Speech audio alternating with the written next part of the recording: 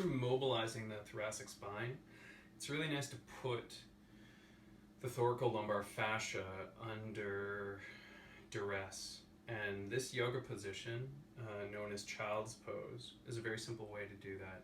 Big toes touch, knees go wide, and as the arms stay overhead, I'm taking the latissimus dorsi, which begin at the low back, and stretching them out by putting them in this arms raised position, the insertion being the anterior part of the just below the deltoid. So it's really nice here to just sort of check in with, okay, there's L4, L3, L2, L1, T12.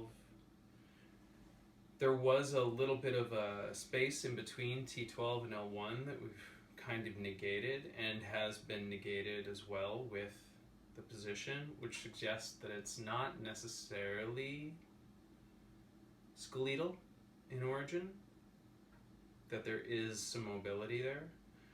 Could be visceral, although I think J.P. Burrell says that usually if there's 3 vertebra involved, chances are then it's visceral sort of implication. But here it can be nice just to give a little bit of wringing, cross hands. Again, we want to soak into that fascial tissue. My heel of my left hand is going into the Quadratus Lumborum. I've got my right fingertips just sort of on that inferior posterior serratus, and just bringing them into a bit of a wringing position.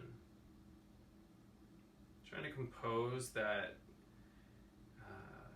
reassessment. You know, one of the things that I really love that Burrell speaks about is that the goal in treatment is to remind the body that it knows what to do. It has healing, has its natural birthright. My goal is just to wake something up for the body so that it can reassess and rebalance.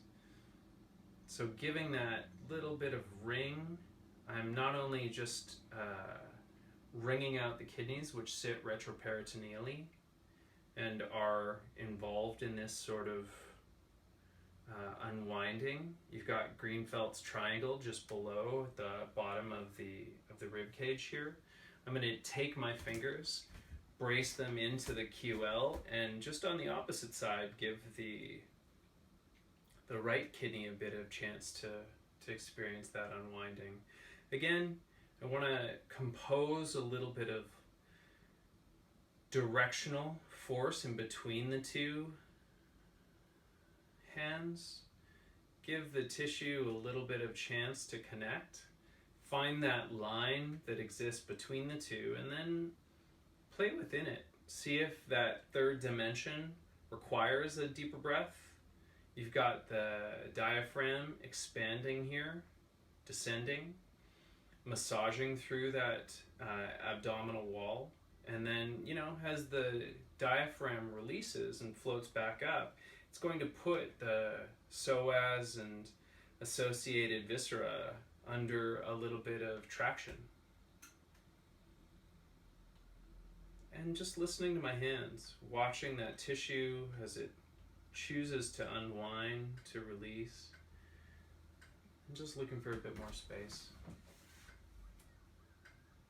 Again, it's always nice just to check in and reevaluate, see if anything's moved, see what we're working on has captured the imagination within the body, and maybe where there's still a little bit of work to be found.